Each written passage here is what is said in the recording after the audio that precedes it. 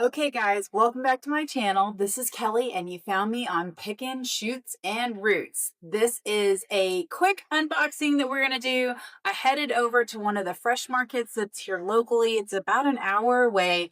I believe it is an Amish and Mennonite store. I'm not 100% sure, but I really love getting produce for them when I need to kind of fill in the gaps of things that maybe didn't produce or that I didn't grow or that I wish I had grown or any of the other indecisive things that I do in my life. So I thought I'd give you a quick sneak peek on the things I picked up.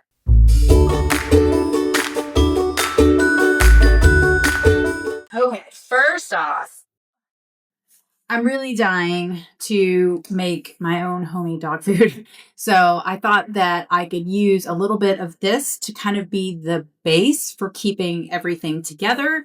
I also am really enjoying butternut squash, and I know that these are going to store. So these are going to go straight down into the basement into a semi-cold storage situation, and then we'll use them as they need to be used throughout the year. I bought this entire box for, I think it was $14.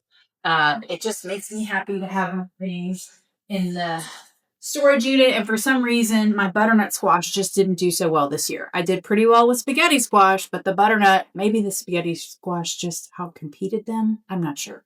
Okay.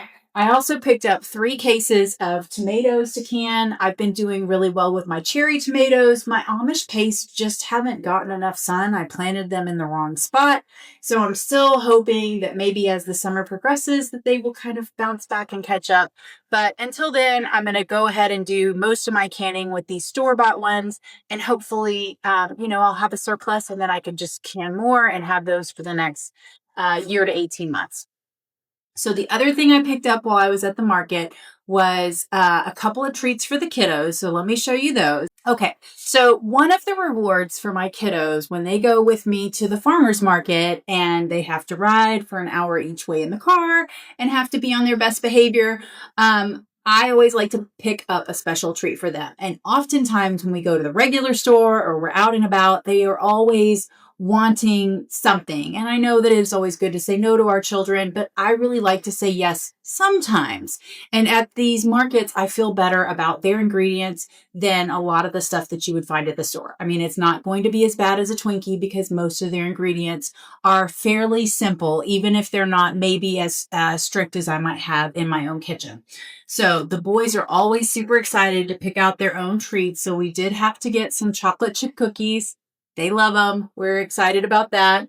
I talked them into trying some molasses crinkle cookies. And I love that each one of these, it kind of supports a different family in that farmer's market. And it says who they are. I kind of like the silly person in me wants to write like a thank you note. Maybe somebody can chime in here. I don't know what the proper etiquette is, but I always feel like I'm going to overstep my friendliness pattern there. So the other kind of new and different to us that we're going to try is some tomato bread. We do eat a lot of sourdough here and a lot of sandwich bread that I fresh mill, but this gives us another like kind of twist of something to try. And then the last sweet treat that I got this trip was some lemon poppy seed bread. I don't typically go to this much trouble, so it's really nice when we can pick up something that's a little bit out of my normal wheelhouse and the kids still get a special treat. So that's it for the sweet treats. I did pick up one other thing to can. I have really been enjoying my collard greens that were canned. And I don't know if my body just needs some of that, but I haven't had any success growing collard greens this season. So I picked up another bundle so I can can those up and they'll be ready to go if I can't get to them fresh. I've never eaten canned kale before. So the other thing I picked up was a fresh bundle. Look at how pretty this bundle is, you guys. Lego. It doesn't want to let go. Oh, it's stuck to my spinach. Okay. I picked up a fresh bundle of their kale, and I'm going to try I'm going to be giving this a try to can. I've only ever canned collard greens or mustard greens. I've not ever tried kale, so I'm a little bit nervous, but we will see how it all turns out. If you have any tips and tricks, definitely let me know on that. So that was everything that we picked up today from the market. I may combine this with another video where I kind of show you through the different things that I picked up on a different day, just to kind of condense it all down because we have been going to the market quite a bit lately. Okay, so since we didn't quite have the abundance of tomatoes I was hoping for from the garden, we ran to the Mennonite market this morning and I bought 3 cases, so roughly 20 to 25 pounds a box. And that's on top of the 3 cases I bought last week to can up and make a couple different things. So I've made some marinara, some ketchup, some barbecue, some just packed chunk tomatoes. So this is what we'll use for this year.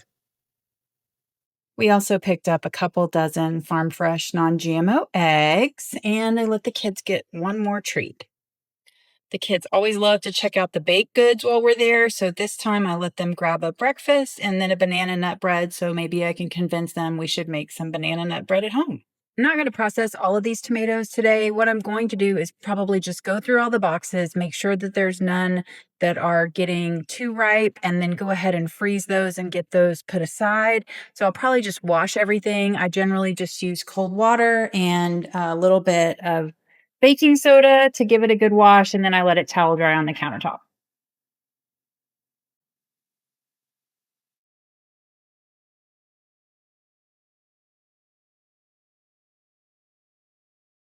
Okay, so we'll put some of my yellow ones in there. Oh, wow, that one has a wart. You tell the kids are excited to get their cinnamon rolls.